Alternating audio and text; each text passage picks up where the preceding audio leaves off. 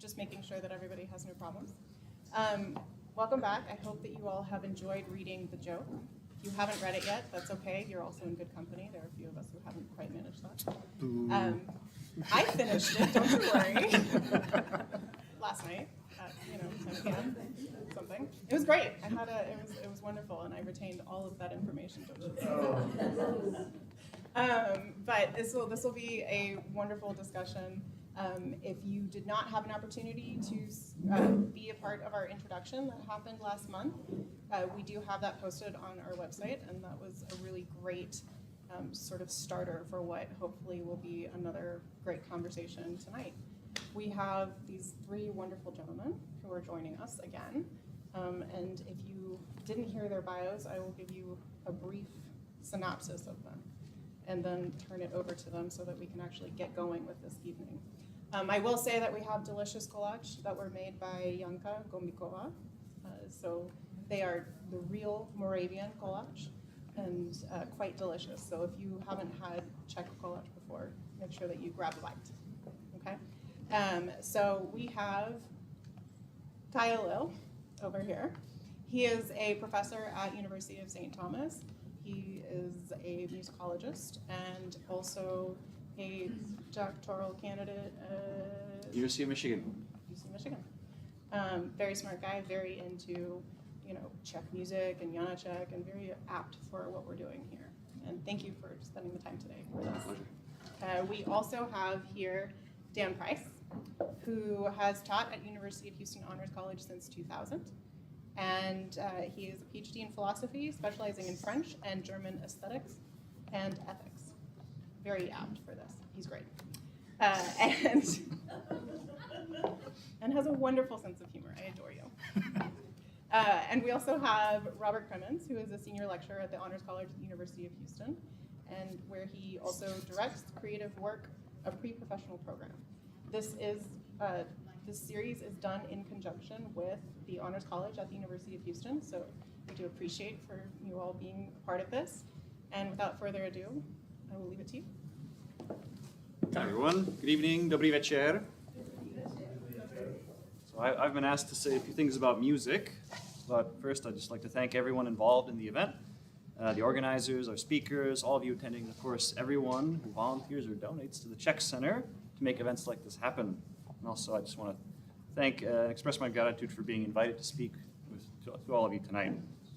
So, and first of all, you will benefit from having a handout. You probably had one on your chair, and I think there are extras. Ooh, for you guys, thank you. First, I should tell you a little bit more about who I am. So I'm a music theory professor at University of St. Thomas, and if you're wondering what a music theorist is, we are scholars who study the fundamental materials from which pieces of music are built. We study how to put music together. This is in contrast to modern-day musicologists who study individual works or performances and their cultural and historical contexts. And the reason I presume I have been invited tonight is that one of my specialties in music theory is the music of Czech composers, as well as the works of Czech music theorists. And so this focus on the Czech lands developed from a personal connection. I was born in the United States, but my parents are Czech immigrants who escaped in 1979. And I was raised in a Czech-speaking household in West Michigan, basically. So, Johanna already knew all this about me when she invited me. But what she did not know was that I also have for a long time been captivated by the ways that music interacts with other subjects like literature and art. So as a music theorist, I took interest in finding concrete and demonstrable ways to affirm comparative claims between art forms. For example, I've demonstrated the ways that Stravinsky's Rite of Spring shares more features with Picasso as opposed to Edvard Munch. So in that sense, I'm extremely excited to speak not just on the Czech topic, but also on some relationships between music and literature. So as a bit of a background, let's start first with music as it appears in The Joke. So in part 3, Jaroslav describes the near death of the Czech nation in the 17th and 18th centuries, with the only bridge between the distant past and his present being a culture of songs and other folklore.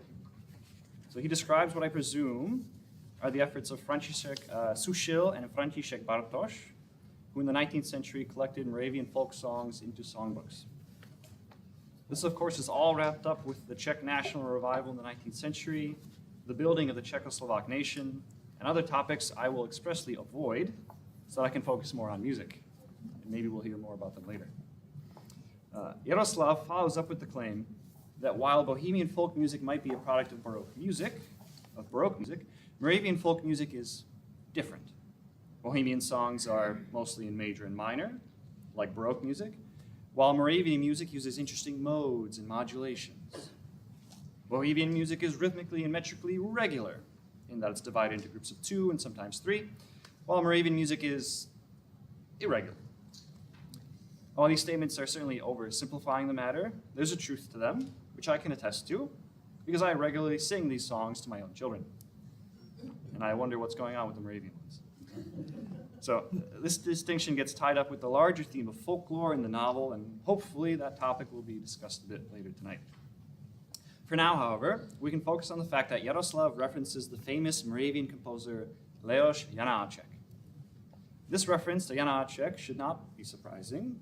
When it comes to Moravian musicology, which we could simply describe as the study of Moravian folk music, Janáček is without a doubt its most important figure. He is famous for collecting and studying Moravian folk songs and dances, and he is usually held up alongside Béla Bartók as one of the earliest ethnomusicologists, with both composers being recognized for their part in the nation building of their respective nations. Now, the connections between Kundera and Janáček run deeper than just the topic of Moravian folk music. Kundera's father, Ludvík Kundera, not to be confused with Milan's cousin by the same name, was a musicologist and a student of Janáček's. So it is not surprising then that Milan Kundera has written about Janáček's music on many occasions, and that scholars often relate literary technique of the author to the compositional technique of the composer. And perhaps the most important of these techniques is polyphony. Kundera's novels are often described as polyphonic. One scholar defines narrative polyphony as a plurality of different voices. And I imagine that Dr. Cremins and Dr. Price could say more about narrative polyphony, but perhaps later. So let's, however, go to Kundera himself for a definition of polyphony in Janáček's music. So you can find the following quote on your handout. This is quote 1. So Kundera describes, "There is polyphony in Janáček's work then, but it has a special meaning. It is not the skillful treatment of relatively independent voices forming a union of emotion." And so for this, we can imagine the counterpoint of J.S. Bach. His fugues, which do feature a plurality of melodically independent musical voices sounding together, are very clearly unified in their expression of that fugue's one subject or motif. So, if Janáček's polyphony is not like Bach's, what is it like? So Kundera continues by saying, "It is the simultaneous and wild confrontation of several musical units, each of which has a separate meaning, separate emotional contents. Within a dramatic space, there is interruption rather than transition between themes. Melodies do not complete one another, they oppose each other. All this creates an extreme tension that makes Janáček identifiable from the first measure." So Kundera is making a distinction between traditional counterpoint, in which polyphonic voices sound simultaneously to convey a unified idea, and Janáček's polyphonic writing, which is not necessarily simultaneous, and it's often jagged, polyrhythmic, and polymetric in its contrasting elements, and can convey multiple ideas. The attractiveness of this approach for an author is perhaps obvious when you consider the medium. Literature can't be polyphonic in a traditional sense, because you cannot read or interpret two voices at the same time. At least that's my take. However, the concept of the polyphony that Kundera describes in Janáček's music, in the sense that it does not rely on simultaneity, is much more transferable to the literary genre. We see in Kundera's writing, for example, interruption rather than transition, narrators opposing each other, and separate meanings and emotions conflicting. So, if you go to the, let's we'll listen to some music, but first let's just see what Kundera says about this music before we listen to it. So Kundera says about Janáček's music, the voices intermingle, interlace, and mesh in a fascinating polyrhythm, so that from time to time we have the impression of hearing wild cries from the crowd, each person shouting his truth without listening to the other. This is neither homophony nor counterpoint. It is the inimitable polyphony of expressions. So if you could, go to the score in your handout. You can follow along as we listen to it. This is the opening fanfare of Janáček's Sinfonietta.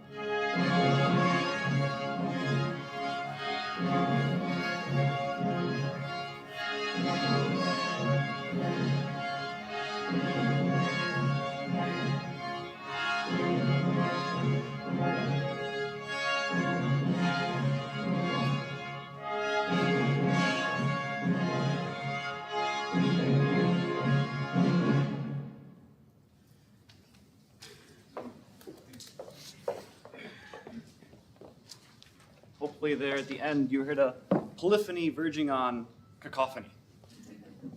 Who was the conductor in Ormus? All right, I'll tell you afterwards.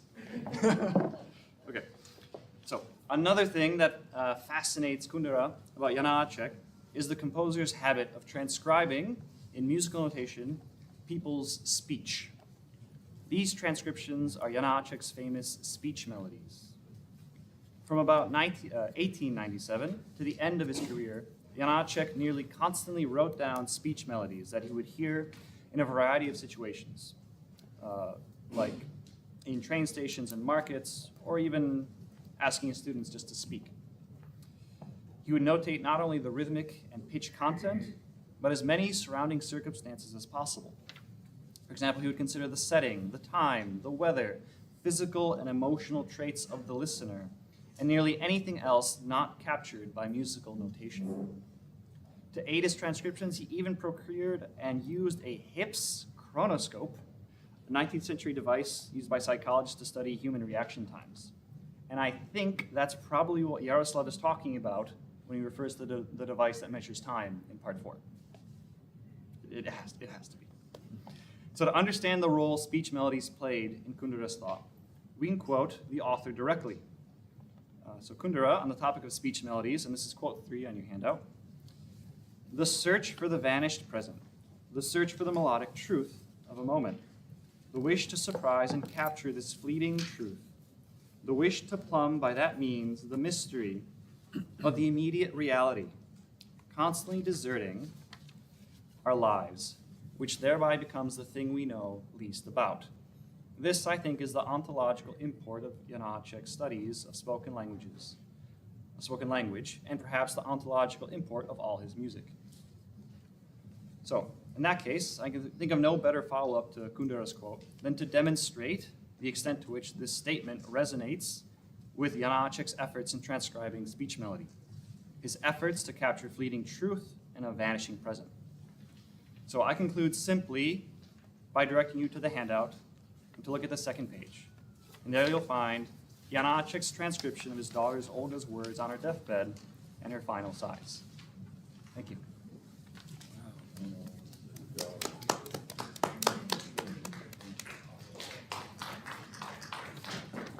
It's hard. You want to applaud, but she died. You gotta end on a nicer note. I've never tried the down. Well, thank you so much, Kája. I think that resonates so much with my experience of rereading the joke in the last few weeks. And I would point especially to part 6. Almost every Kundera novel has 7 parts. And part 6, the narrator becomes Kostka, a character who we've heard of before, earlier in the novel. But the narration is handed over to Kostka. And I think this is an example of Kundera's fidelity to this literary application of musical polyphony.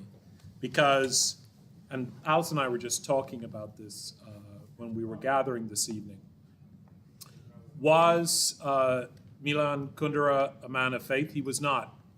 But so you might expect him to be maybe a little satirical or skeptical or to editorialize when it comes to a character he introduces who is a person of faith. But no, there's no muting, there's no smothering the voice of this character who is a very sincere believer, right? Kostka, along with every other character in the novel, gets to shout his truth also. We hear him loud and clear. There's an integrity to his voice which is preserved.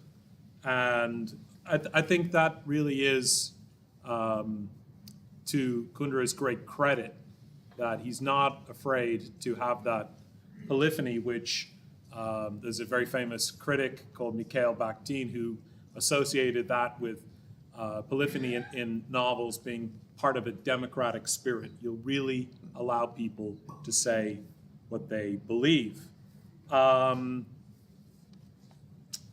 Let's talk about the joke in more general terms. Oh, I should say one thing. This is what I was thinking about earlier.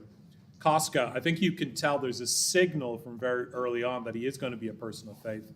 But there's little clues like what he has on his bookshelf.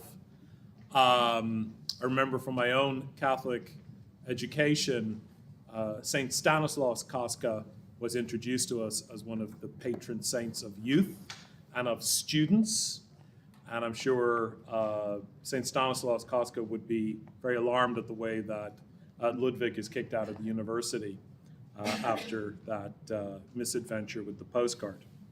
But to kind of zoom out and talk a little bit in general terms about the joke, completed in 1965, as it tells us at the very end, Milan Kundera's first novel, not published until 1967 because the political circumstances had to change a little bit.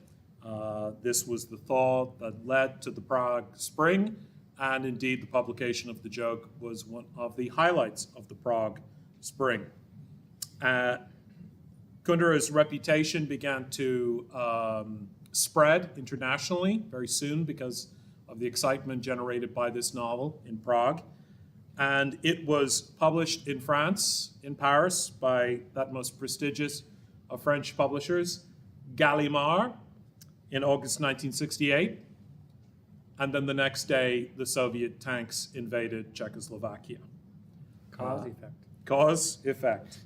This is also, I think, rather prophetic because 7 years later, of course, Kundera and Vera, his wife, will flee to France, and he will settle in France for the rest of his life and have a long and fruitful relationship with Gallimard as his publisher, and of course, eventually start writing both fiction and nonfiction in French, abandoning the Czech language, which I think is a very interesting and problematic part of his legacy.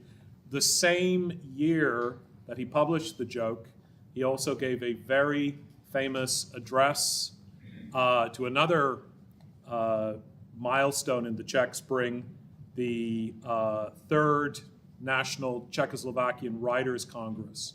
He gave a famous address about literature and small nations and how for Czechoslovakia to be put on the literary map and to stay on the world map, its writers really needed to make an impact internationally. He talked about the importance of writing in Czech, publishing in Czech, translating world literature into Czech, and having Czech classics translated into other languages. So if you're to read the Milan Kundera of 1967, he is the most eloquent advocate there is for writing Czech literature in Czech. That was not to last, of course. Here's a little bit from my presentation last time that I cut out and I saved for this evening. Back in 2019, on the occasion of Milan Kundera's 90th birthday, the British classical music journalist Norman Lebrecht hailed the writer as our last living link to Janáček. And I've subsequently learned that his father, who was this protege of Janáček, himself was meticulous and demanding in his musical standards.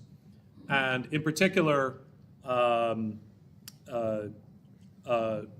Sr., Ludwig Kundera, always had in mind this idea for himself of having a perfect concert.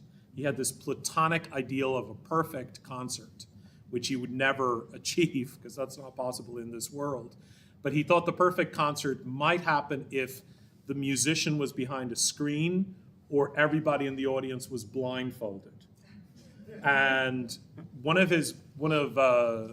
Kundera's biographers insists that this was a formative idea, and he always held himself to the highest artistic standards because on the page, he was also trying to create the perfect concert. So yet another kind of musical analogy. Of Kundera, Norman Lebrecht perceptively noted that his literary style, naturalism interspersed with aphorism, owes something to the great Janáček. To understand what Lebrecht means by naturalism, I think we can point to a declaration that Kundera makes in The Unbearable Lightness of Being, which is going to be our next book. Quote, "The novel is not the author's confession. It is an investigation of human life in the trap that the world has become." One of Kundera's great Prague predecessors, Franz Kafka, and I would contend that this novel, The Joke, is really unthinkable without the example of Franz Kafka. He had set the example of how to do an unflinching analysis of that finely tuned trap the world has become. Each sharp, gleaming detail of the trap. This is what I'm going to call the paradoxical Prague brand of naturalism. Naturalism is a school of literature that believes that most people are kind of crushed by worldly forces beyond their control. It's very gloomy and rather French. But the paradoxical Prague brand of naturalism, of course, my friend will claim it's German. The paradoxical Prague brand of naturalism also involves dream, nightmare, but always humor. The unobtrusive light of which Kundera tells us in his nonfiction work, The Curtain, glows over the whole landscape of life. That's why Geert, humor, is never entirely absent from this novel, though it goes through some very bleak episodes indeed. This Czech naturalism, that's also, I think this Czech naturalism is also in both writers a magic realism, what I might call the magic realism of Mittel Europa. And I think Kafka will help us understand exactly what kind of magic realism this would be. He was, for Kundera, a game-changing novelist. For after Kafka, as he writes in The Curtain, quote, "The frontier of the implausible is no longer under guard." Think about the unrealistic, outrageous things that happen in Kafka stories. You wake up one morning and you're under arrest for no good reason. You wake up one morning and you've been turned into a giant beetle on your back, right? After Kafka, the frontier of the implausible is no longer under guard. A trivial postcard can ruin your life. 3 lines can undo years and years of education. So that's why I would say with both Kafka and Kundera, we reach a higher realism. That's part naturalism and part fantastical magic realism. Now, since I wrote that, I reread the joke. That was part of the remarks I prepared for our launch event. Since I wrote that paragraph, I've reread the joke. And then I thought to myself, well, is this a story about going beyond the frontier of the implausible? Or is this a story that is about an event, the postcard being sent with the humorous remarks? Is it about an event that destroys somebody's future that is horribly plausible? Okay? Maybe there's a tension between the plausible and the implausible. And with that, I hand it over to my German culture-loving friend, Dr. Price. Polyphony number 3.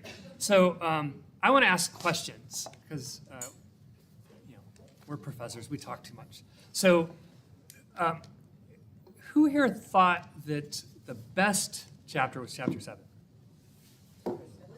The last. The last one. Part 7? Yeah. Part 7. Yeah. Part 7. Who thought the best one was part 7?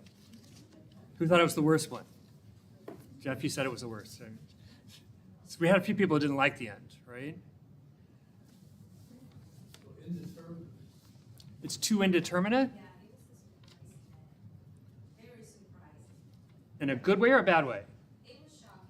It was not expected after all of that. But it's life. I think at the end it was just Because everybody lived instead of dying?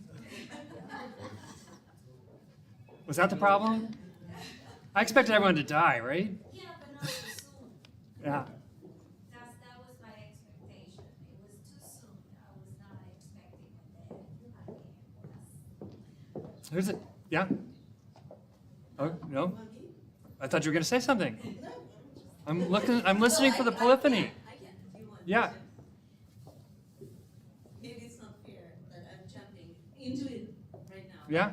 To me, I was asking myself a question. I also read it many years ago. Hmm. But when I was reading it, I was asking myself the question why the title is a joke. Because it could be Irony of Fate would be a very nice title Yeah. for the book. Yeah. All right? And I would say the difference to me between the definition of joke and irony of fate, that the irony of fate is on a level higher, Okay. which is definitely resolutes with the idea of the likeness of being and heavy part of a being, which is reproducible. And on top of that, there is likeness, right? Yeah? So I don't think that Ludwig himself, or maybe it's my personal, kind of feeling, I don't think that he belongs to that light level yet. He does not. He does not. I'm going to say he does not, and he does it on purpose. And he does it on purpose, yes. Right? Yeah, I agree. And is an object of that joke. Yep, I think that's right. Now, I'm going to guess you believe in love. I do. Right? Yeah. Who else believes in love? Okay, romantic love? Do you think of love as polyphony or harmony? Half and half? It's a counterpoint. Nice. Say a little bit between these kind of voices. Those are deep. Religious is not quite the right word because it's not a dogma, but it's about like what's sacred in your life. What's it mean to embrace playing music in a field versus in a bar? What are those kind of moments? Attention. Right? Yeah. I mean, it's like there's a kind of deliberate embrace of devastation at the end. That it's not joyful with a big J, but it's not sad exactly. It's minor key though. Yeah. Great check. Realistic. You think it's sad? I'm sorry. I think it's more like sarcastic viewpoint of the author to that behavior. And there is a sarcasm in it, and that's his way of laughing. That's why I'm saying that. Do you have any good funeral jokes? Do you have any good funeral jokes? Dan, talking of seeing, let's do a little experiment here, because I think talked about the interaction of the arts, Kája. I think he's also engaged with visual culture here too. So take a look at, I think we all have the same pagination. Take a look at, for example, page 38, 39. This is when poor Ludwig, after the postcard, is being interrogated by party members. I think part 3 for me is the most incredible part of the novel, but that's just my point of view. So you got the way that, 36, 37, 38, 39, hardly any paragraph breaks, but there's a lot of dialogue going on there. Versus, say, I think this is in part 4, a conversation featuring Yaroslav, right? Say page 122. The formatting is quite different. And it's much more accessible and readable, right? This is kind of normal dialogue. There's a paragraph break after every utterance. Kundera was so meticulous that, of course, you've probably read the afterword, he was disappointed 5 times, I think, by editions of this book that were brought out in English. I think one of the things that probably upset him most about the first and second editions was they paid no attention to his formatting decisions. What kind of statement do you think it makes that when we're getting the all-important backstory about Ludwig, that we have those great blocks of text versus the breathing room and the accessibility to the eye of a conversation going on in Moravia on page 122 featuring Yaroslav? And extra points if you can tie it to the 30 Years' War.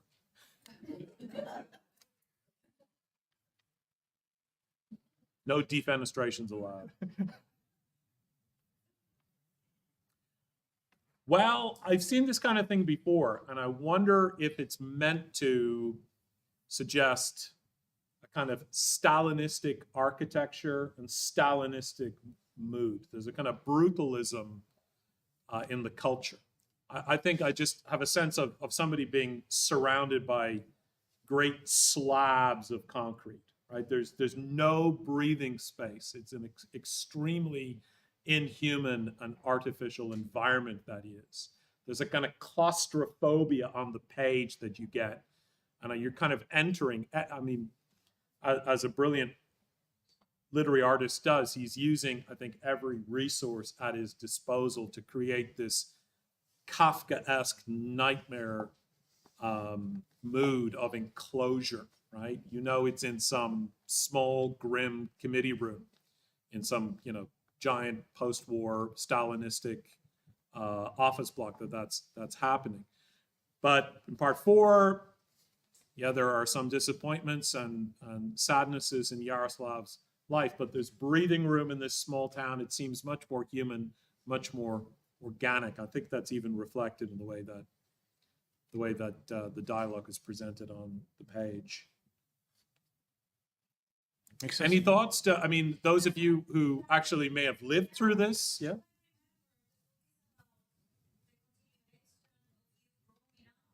So you cannot buy this thing, you know, he asked himself in one of those pages, who I am Yeah, at 20 years old.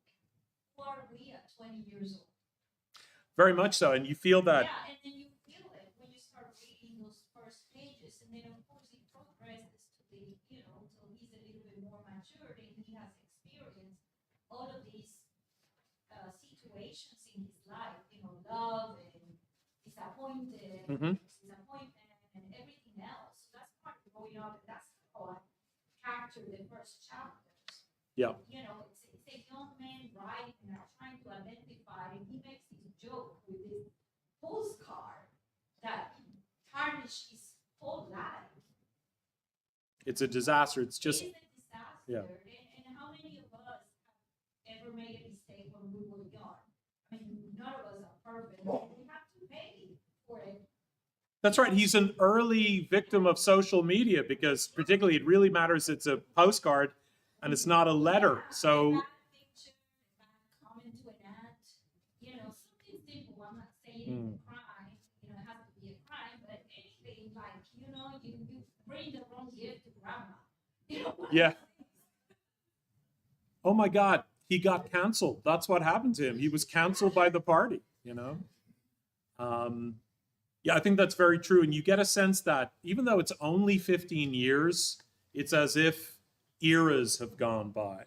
And one of the He's things so are, old. He's 37. oh, should be retired. I wanted to ask all of you this. Things are rapidly developing and changing in Czechoslovakia, and they've already gone through many different chapters, even in the communist history of the country. And there is a sense that, you know, even the convinced communists like Zemanek are saying, "Oh, thank goodness we're past that Stalinist phase." Why do you think the folk music went so radically out of fashion? Because it seems like Yaroslav is one of the, you know, this is obviously maybe the early 60s. He's one of the last true believers. His kid wants nothing to do with it. He thinks dad's embarrassing. There used to be so much party funding for the folk movement. And now, you know, they were the toast of the town 10, 15 years ago. Why do you think they're now desperately trying to preserve this form of music again? It's because they refuse to hitchhike.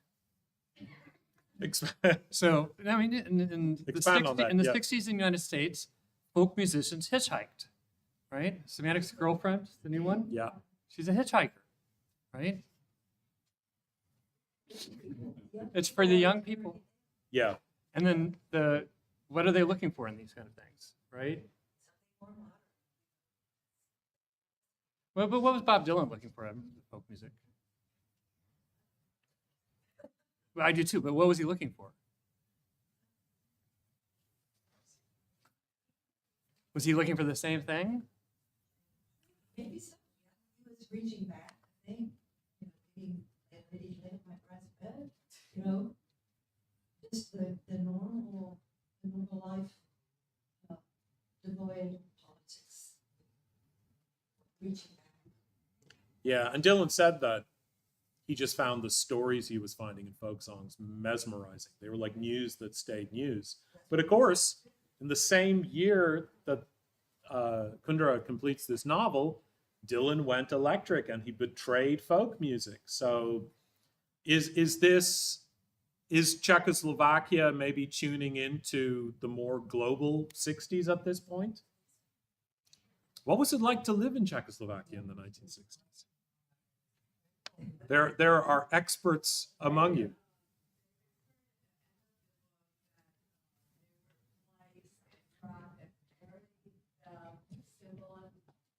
Yeah. mid-60s. Yeah. They made fun of it, and they probably made fun of it because the communist regime used it to Right. their purposes. But that's just one part of it.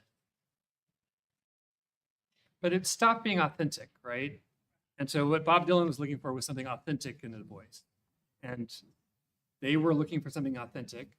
But the Hitchhiking Girl Manic didn't grow up, right? He changed very much just his opinion, but he wanted a 19-year-old every time, right? He wanted the same kind of body next to him. He didn't have a kind of growth in any real sense about like coming to this realization about what it is he's looking for in love. He's not looking for polyphony, right? He's looking for something. Sway is nice. And it's like this kind of moment, I think, of authenticity that we're going back and forth on. And I think last time, I don't see the gentleman here, we had some people that were talking about life in that period. And there were a couple of people that kept kind of pushing back on what it meant for Kundera to be, in any sense, part of the counter-revolution, right? He was somehow a traitor to that. He was somehow part of the communist regime. And I think that part of that is that he doesn't really embrace the counter story. He's saying life is real, time is real. You've got this devastation going on. You've got these kind of ways in which we're not going to get some grand, unified, international song that we all sing, right, on 6 strings, right? There's not going to be that type of thing. There's going to be these little moments that are slipping through your fingers and this feeling of devastation. And there's going to be the authenticity. What's real is going to be that feeling of devastation, not encountering yourself. And I think that's the whole point of the Ride of the Kings, right? It's not that you find yourself or that you find your vision or that you feel seen by others. There's something about understanding how the situations are changing and how so many of the things that are happening in the situations are beyond your control. So it's not the Sartrean or Camus level of existentialism. It's not seize your future, carpe diem type of stuff at all. It's the sense that so many things are happening in so many ways that you can't control, and yet that's not bad music, right? That's the kind of, I think that's the brilliance of the text, and that's why I appreciate that kind of tie-in. Talked about history, the big countries, but it's the little countries that have to take the history. Yeah. So that time is different.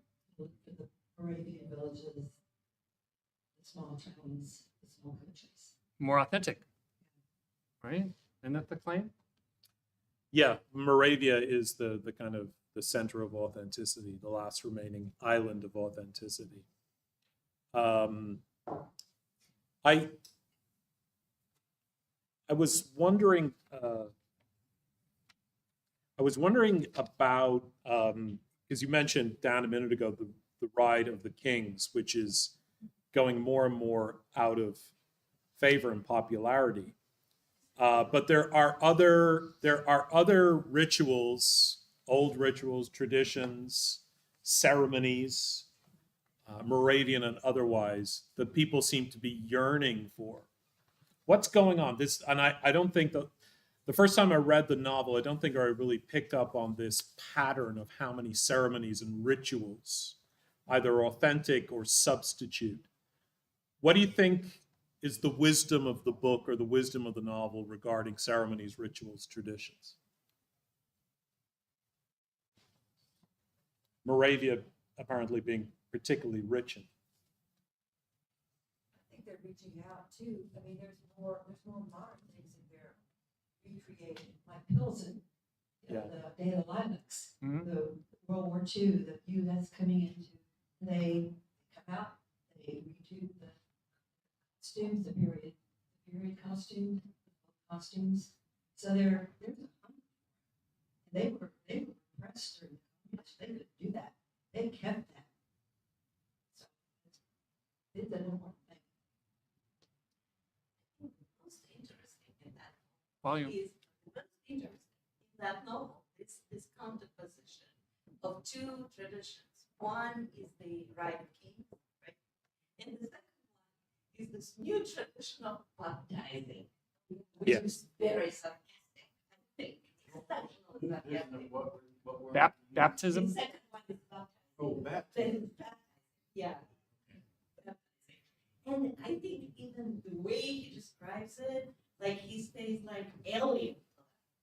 He describes it as if he doesn't understand what's going on. You follow all these gestures of people and what they do, and then and suddenly it's occurring to you, oh my God, that's it. But I think that's his point, right? His philosophy. And I believe that when you say about they want hitchhiking, you know, I'm just like, It was a good idea, wasn't it? it was. These people didn't like it. Really hard to imagine how was it in Czechoslovakia at that time, because I was a little girl. I only remember that in school we knew about the Russians and the Russian invasion, and I remember that was. It's very dubious. Depends on the family, Right. You know, like for example, my husband's father. He said he was feeling the same hard feeling as he had when he lost his mother. That was his reaction to that. I wouldn't say that, you know, living in outskirts of Moscow, I would see people really kind of so upset. But intellectual people, yes, they were. But average people, I don't think that they even realized what was going on. But my So can I push on this button? Because I think that one of the most interesting problems with Marxism is that it wants to say that there's no kind of God, but somehow in the reality of people's lives, you find something like God, right? So the common spirit, this kind of communism, and all of that meant that somehow you were finding, by embracing what was popular, right, the people, you were embracing what was more authentic and more real, but also more common. And so they're trying to find this kind of it's a space, very simplified, yes. right? And that Very abstraction. simplified religion. And then what it seems to me is that a lot of times we have this sense like, oh, there are these people who don't do politics, right? We don't want to do politics. We just want to play music, Exactly. right? Yeah. And then we make them into abstractions. And we pretend like all the people who don't do politics are the same. And then there are the intellectuals, and the intellectuals have differences, but all the people who don't do politics are the same. And I think that the polyphony point is partly that all the people who don't do politics don't do the same thing. There are lots and lots of ways of not doing politics. And that what it means to listen to the everyday is not the same as making sure that there are rituals that everyone feels like with the baptism and stuff like that. And so I think there's a really profound kind of difference between emphasizing a sense that the everydayness, the authenticity of someone like Lucy, right, which is obviously not intellectualized, somehow is supposed to be like Helena's everydayness? No, that's not right. Right? So there's some kind of polyphony in the everydayness that I think is really important to his position and how it would be different from, say, a Marxist kind of, or even Bloch and Lucian. So, But I think that one was I shut up.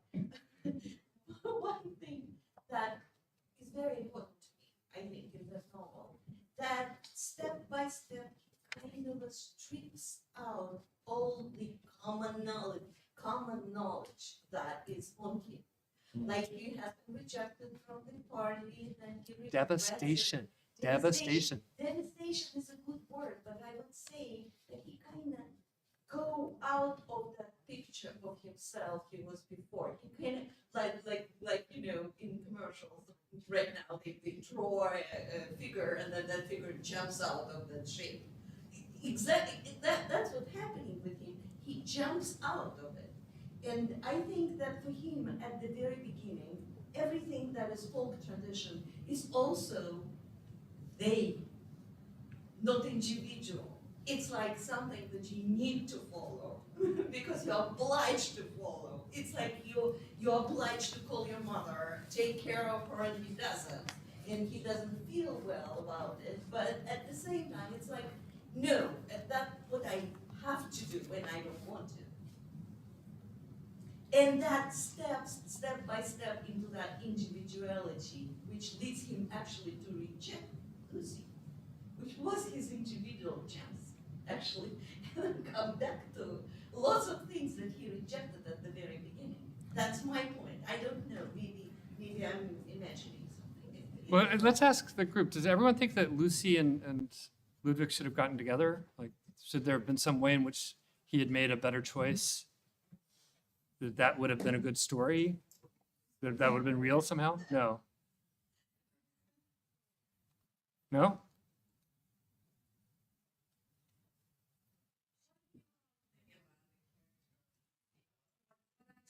The novel is that she really kind of saved Ludwig at a certain point of his life.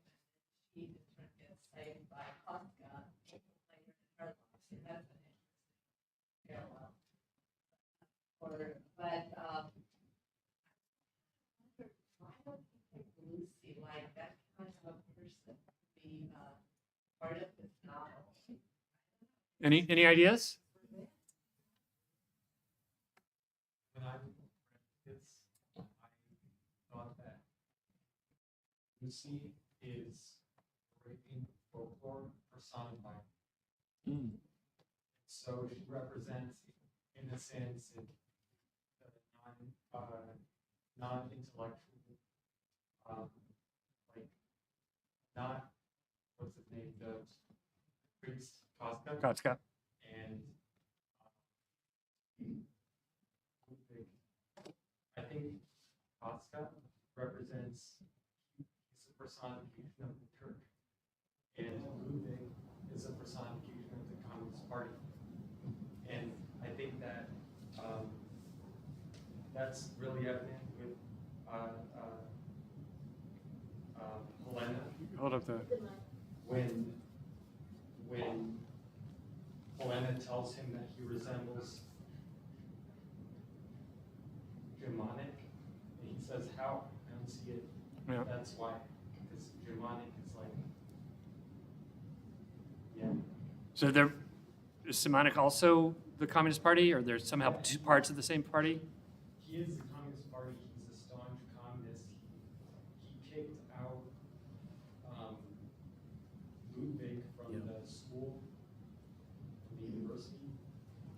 But you can see that both Ludwig and Kafka take advantage of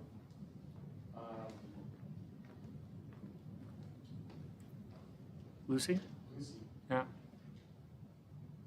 What you're saying there, sorry, do you want to? What you're saying there reminds me of a great insight from another favorite novelist of mine, Iris Murdoch, who said, every good novel is a pilgrimage from appearance to reality. And I think maybe that's the real movement, that's the real journey that Ludwig goes on. That at first he thinks, oh, I'm so different to Lucy. I'm so different to Helena. I'm so difficult to Zamanek. I'm so different to the young dictatorial officer who's in charge of their army battalion, which is really just a kind of prison camp, really. But then he has to learn a kind of intellectual and spiritual humility, I think, and say, no, it's not so different. And I was not this great tragic character. You know, something rather random happened, you know. It could have been very well that I didn't send that postcard or I sent a letter. Something messy and contingent happened. It destroyed that future of mine, just as horrible things happened to Lucy. And that ultimately, neither of us are tragic characters, but we're both characters in these stories of devastation, to pick up on what you were quoting earlier. It reminds me of, I once heard the writer Tim O'Brien, has anybody read The Things They Carried? 30 years ago at a reading here in town at Brazos Bookstore, he was asked a question about all the terrible things that happened to him in Vietnam. And he said, he paused. And he said, last year my sister had cancer. And what she went through was much worse than what I went through in Vietnam. We all have our Vietnams. And maybe not everybody, but many people have their postcard catastrophe, their joke that lands very badly. I think also it was loneliness that he was feeling when he met Lucy. Yeah. Because he did like Marqueta, for example. Yeah. He was really attracted to her. But it was in that period of hard work and loneliness. And he found that Lucy was a good person to be with in those days of being lonely. Absolutely, and there's nobody else really on the other side of that fence. Yeah. On the other side of the wire. But but she doesn't cure his loneliness, right? She doesn't. I mean, that's the point of the last part, is that was all an illusion, right? He wanted her to cure the loneliness, but she doesn't. And I think that's also that's part of the point of all of this somehow, the layers going away. And I think there's something about the ways in which the women are my biggest problem with the novel by far is how the women are portrayed. Right? I don't know if other people felt that way, but yeah. So I think that's really interesting in terms of Lucy, who is this sort of intellectual innocence, right? I mean, she's been physically brutalized, but she knows nothing about Jesus Christ. She knows nothing of socialism. And in terms of Polyphony, she doesn't get to speak her truth. Her story is mediated by these people who use her, right? And so when you say, it's really frustrating. It is really frustrating. And actually, that's kind of why I loved Koska's section, is because that's when you start to be like, wait a second, who's telling the truth here? Yeah. We don't have anybody that we can rely on to know what Lucy's actual story is, because these people just wanted something from her. Her innocence, perceived or real. I just thought of that because you brought up this idea of how women are portrayed. And yeah, Helena, I'm a little anxious or nervous to talk about. But Lucy, you can't even really talk about how Kundera portrays her because she's portrayed through his other characters, which is probably poignant, but might also be a defense mechanism. I think she doesn't have a voice, Lucia, because she is kind of force of nature. She's a force of nature, just like she's a... Yeah, exactly, almost like animal, not animal, but maybe like force nature character. And because of that, I think he didn't give her own voice. And if Ludwig is trying to process life intellectually, mentally, just to understand, she doesn't need to understand, she just feels it. But it's just, agreeing with you, but kind of pushing on what was just said behind you, is there a way in which Ludwig is standing in for Kundera's kind of inability to actually give her voice, right? So that there's a kind of way in which what it means for Ludwig to go at the end, oh, shit, I didn't know shit, was also him admitting that all along he didn't know how to write Lucy, right? That's kind of what I meant by I don't know how to this is not a Well, but conscious isn't that part of the man's behavior? Ouch. Sorry, ladies, I have to speak up my mind. I started reading, and by the middle of the book, I was like, it's reading from the man's perspective. Yeah. How they see the world, and we are a little bit more holistic. And he's only writing based on his view, one view only, of what is happening around him, which is mostly what men do. Yeah, it's a very limited polyphony. Not everybody gets a voice, and Especially those girls. they, it also reminds me, we can be very, very proud of the fact that, say in the French Revolution, oh, this is a breakthrough in human affairs because now everybody is a citizen. We have this new identity that we're citizens. So everybody's going to have rights and have a voice. And that's great. But now we're living in a world, say, where so many people are on the move, forced migration, refugees. We have societies where a lot of people are not citizens. Is that citizenship model fit for purpose in our century? As far as our structures, even musical polyphony, even the score there, it only has a certain number of musical instruments. Even a polyphony, social or musical, has a limitation. So you've got these characters who are, they're on the margins of even this liberal and democratic imagination. And of course, this is not the only novel where Kundera's treatment of women is problematic. It'll get even more so the further we get into the season, I think. Well, Ophelia, Shakespeare gave a citizenship to Ophelia in Hamlet because she's a symbol of innocence guilt. Yeah. And the horrifying symbol of this innocence. I think the same as Lucy. She doesn't need a voice. She's a symbol. But I think that he was right. I think he was right. I think he was right about something really essential there. She's not simply nature. I think she's closer to the oldest layer of the folk songs, right? There's like the ancient Greek one? There's like 5 layers that he gets through. 6 layers. She's that layer of the folk songs, as opposed to being simply nature, right? And I think that that's a really important distinction because it's not that she has absolutely no voice, but she has a voice that's easily romanticized and easily you think of it as somehow the thing that you're going to play off of and that you're going to feel at home, you're going to feel recognized because that voice is there.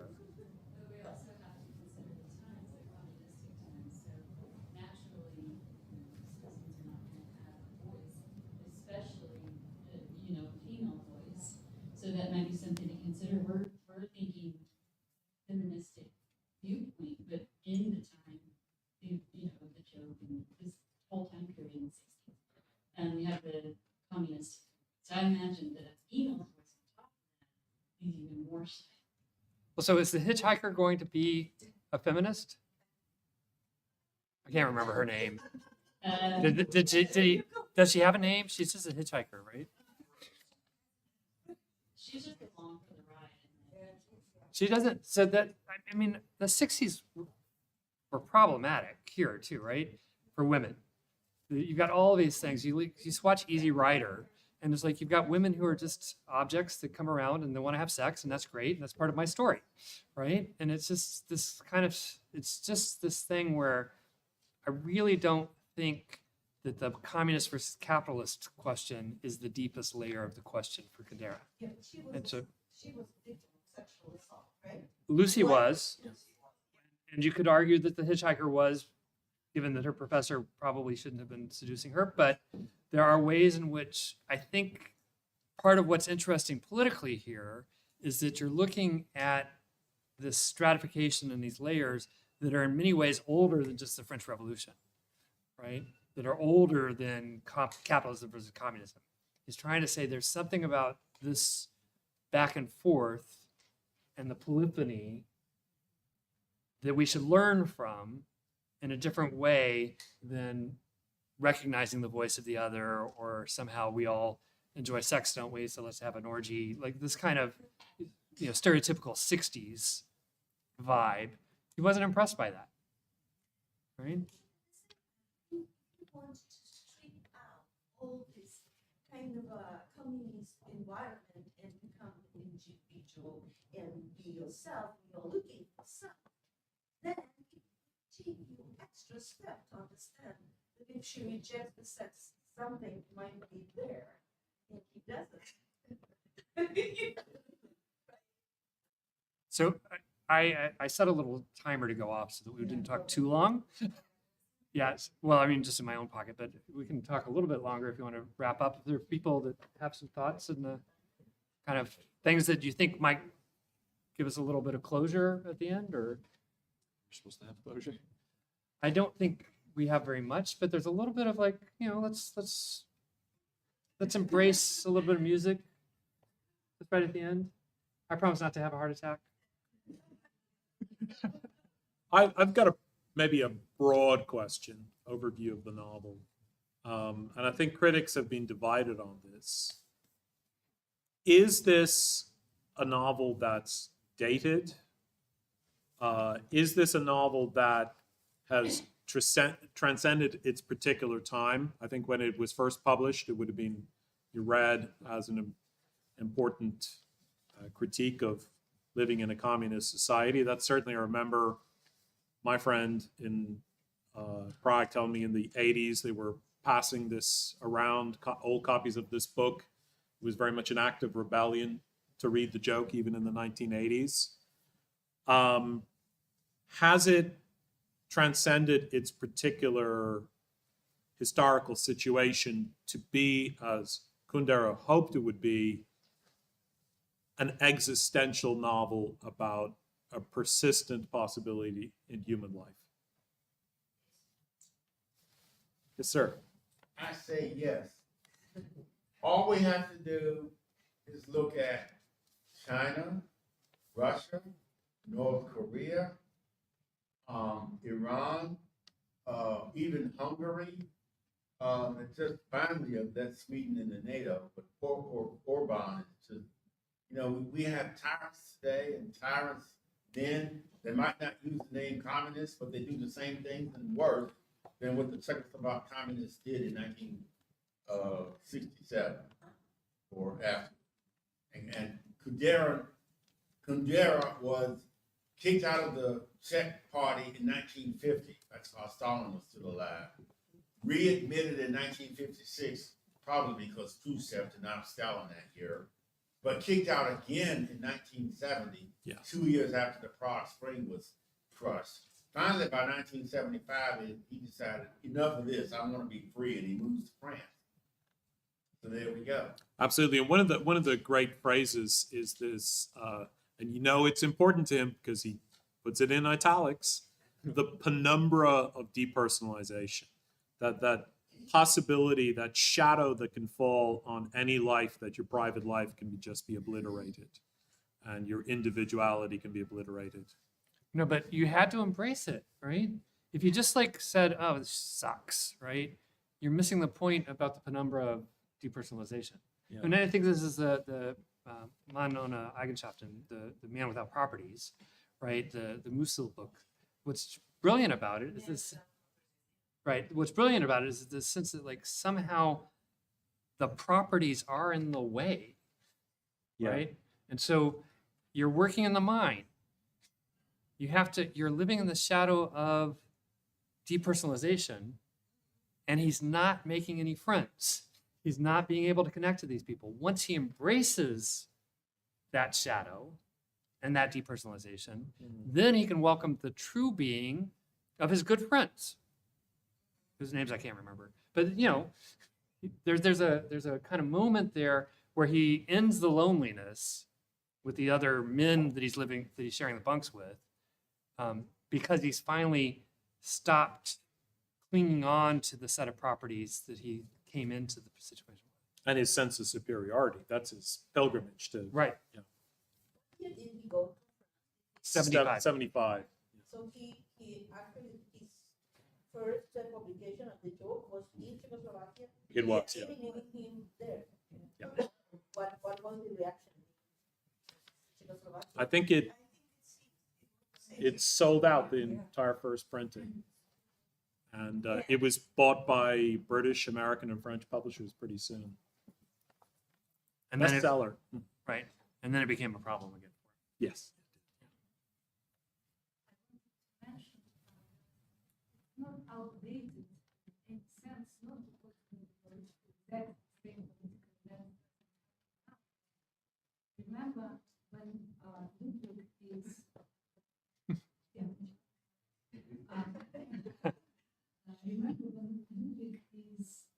watching how the man Alexei, I think, dies in Mhm. the Yeah. barracks. And he reflects the same way as 100 people voted to destroy, devastate his own life. Now he himself was part of destroying someone else's life. And this is kind of part of human nature, eternal. And it can happen to all of us. And it's what I mean by time is real, right? That happened to Navalny. Yeah. The scapegoat, in the same way that the men project a certain identity onto Lucy, the men in the black insignia battalion, they project that symbolic identity of scapegoat onto poor Alexei, and he dies as a result, or he takes his life. Shall we try to end on a more positive note than that, though? No. I'm sure Yaroslav will make it. You know, the ambulance is on its way. Can you hum that piece that we're playing before? The Sinfonietta? Yeah. Oh,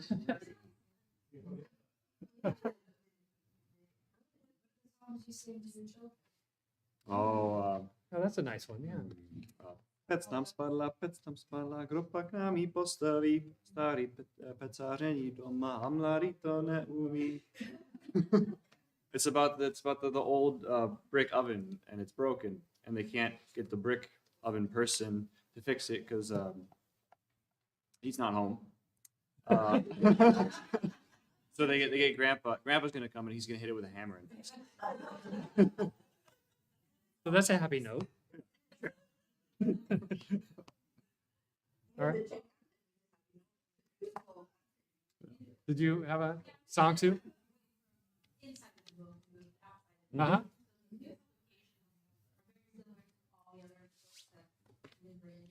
And the history of why we're designing their own books, the history of it. The design?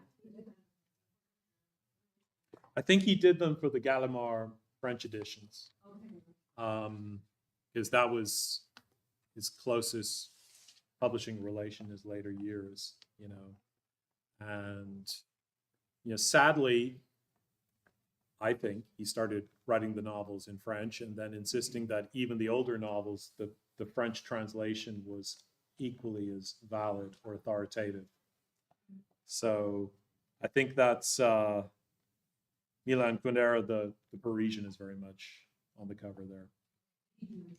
He did, and I think I've seen them on a French, you know, the French equivalent of Amazon or something. I've seen the same editions just with the French titles. I can't remember what it was translated as. La Joconde? No, that Yeah. wouldn't be right. But that would make sense, but I don't know. Quelle drôlerie. We talk about how weird the definite article feels in English. Yeah. You share, like, it's just There's no definite article at all. Yeah, we talked about that last time a little. It's like, but just to say it again, right? It's a joke, the joke, right, humor, irony This implies that there's one joke. in English, Yeah. but not in Czech. Was it the same thing in Czech? No, it's joke. Czech doesn't There's have no definite article. Czech just doesn't have definite articles at all. So it's unclear whether it's the joke, a joke, some kind of metaphysical, like, Jokiness. platonic form of the joke. I think someone remarked to the effect that Kundera, correct me if I'm wrong, I hope I'm wrong, abandoned his Czech heritage when he fled in 1975. I would like to think that's not the case but on the other hand, he did not return home after the Velvet Revolution, November 28, 1989. The communist government in Prague resigned. He could have gone home the next day, and he didn't. So, what is the deal? He went home a couple of times, right? He made just private visits back to Moravia. Oh. He never made a public appearance in the Czech Republic. But they returned the citizenship later, right? It took them some time. It did, because he was made stateless in 79, and Mitterrand made a big deal of giving him French citizenship in 81. He did write 2 more novels in Czech while he was in France, but by the late 80s, he was writing everything in French. Unlike Sergei Rachmaninoff, poor guy, I mean, there's even a movie, Harvest of Sorrow. Suffering under the communists. The sorrow is successfully fleeing the communists physically unscathed, but being homesick forever. And all the way until the Stalin terror started in 1935, Rachmaninoff held hopes of returning home. But once that started, he knew he would never see home again. And I think it was just 8 years after that he died. Probably broken heart. But Rachmaninoff wanted to go home until his dying day. Devastating. And on that positive note. Sorry about that, guys. I'm not sure how to come back from that. Thank you, gentlemen. This was really lovely. Thank you very much. And thank you all for participating, because otherwise this would have just been, windbags up here. And there's more co-ops. And it would have been terrible. La plaisanterie is So that's the French name for Yeah. it. yeah. Yeah, that's no good. Well, that's the whole thing, right? Translations can change the meaning. We'll read the next one. Everyone read it in Czech, right? Naturally. Yes. And then we'll have a discussion in French to really. Oh, yeah. So the next one that we are having, you guys should have a card on your seat. It is April 16th. That is a Tuesday. So hopefully you guys put that in your calendar and show up. We are going to be discussing The Unbearable Lightness of Be. And there are a few copies here if you haven't purchased one already. And otherwise, somehow find a way to find one so that you can come back and be a part of this conversation again next month. Not next month. Next month is March, April. But all of the programming that we do here is based on obviously Czech history and education, but it is all through various sponsorships. So we really appreciate you all showing up, because I know that there are like 24 things that you could have been doing on a Thursday night, and you decided to come to book club, which is really, it says a number of things about you. And yes, all wonderful things. But thank you for choosing to spend this evening with us, and we hope that you will come back again. We also will be doing a photo fest next month, so look on our calendar. March 20th, we're having an event. Can I ask you to tell us about? Well, there's a website. It's going to be a fabulous show of 7 photographers. Marianne is helping us too. So check. Actually, Houston, very interestingly, has been a great platform for Czech art, and it all started in the 80s with MFA show, and there's it was called Czech Modernism, and it was a very first show in the United States that profiled Czech photography and drawings, and there's a very long and rich history of Czech photographers coming to PhotoFest and PhotoFest exhibiting their work. And that's sort of what we are focusing on. And so we will feature 7 photographers, and we're going to officially sort of open it on the 9th. It will go up on Tuesday, but we need to, on Saturday, but we'll have to all get it ready. So on March 20th will be an event where at least 4 of the 7 photographers will be present, and hopefully the director of the PhotoFest too. So please come and look at the art and visit with the artists. And thanks everybody for coming. And read Kundera.